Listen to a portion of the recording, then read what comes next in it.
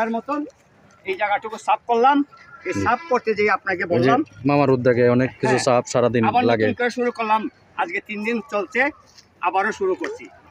এই যে দেখেন মামা কত সব গাছের টপ, কত সুন্দর সুন্দর গাছ, ড্রাগন গাছ, এরপরে এই অনেকগুলা গাছ তাই নিয়ে জোগাড় করে নিজের উদ্যোগে সবকিছু তুলে ধরলেন। আমি বাংলাদেশের আনাচে কানাচে গাছ হোক, এটাই আমার লক্ষ্য। বিনা পয়সা যতটুকু পারি দিয়ে পারি। দেশে গাছের অভাব নাই। খাদ্য হলেই, গাছ হলেই খাদ্য হবে, খাদ্য হলেই অভাব থাকবে না। এবং এই বাংলাদেশ আমার অহংকারের দেশ। বাংলাদেশের মাটির উপরে মাটি নাই পৃথিবীর কোনো দেশে। রানীদের শুধু বলি, ও আমার দেশের মাটি, কাটি সোনার চাইতেও কাটি, কিন্তু কাজের বেলায় নাই। আমরা এই সমস্ত গাছ রক্ষার কাজে কিন্তু দশের আগে নাই। পলিথিন কেমন পলিথিন ফলাইলাম, কেমনে হবে? মাটিকে দূষিত করে ফেলছেন আপনারা। এইসব পলিথিন আরও যে কত হাজার হাজার পলিথিন এভাবে মাটির নিচে আসে আমি পাই, যেটা বলার মতো না। তাহলে গাছ কেমনে হবে বলেন?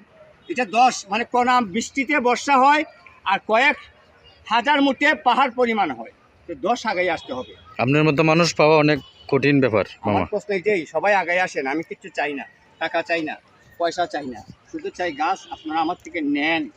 যতটুকু পারি দিতে চাচ্ছি বাংলাদেশকে। 2012 থেকে শুরু, আজও পর্যন্ত আসি। একজন প্রবাসী ছিলাম, এটি আমার অপরাধ, কিন্তু দিছি আপনাদের আরও দিতে চাই। রাগ করবেন নাকি? আল্লাহর হচ্ছে আরেকজনের গাছকে বাঁচিয়ে রাখেন, গাছ লাগান। গাছের কোনো বিকল্প নাই। সোনার বাংলা কেমনে? মাটি দিয়া। আচ্ছা, অসংখ্য মামা আপনাকে অসংখ্য ধন্যবাদ এগুলো গাছ করার জন্য। দর্শকরা ধন্যবাদ জানান ভিডিওটা যাতে সবাই দেখে সতর্ক অবলম্বন করে। ধন্যবাদ। ধন্যবাদ।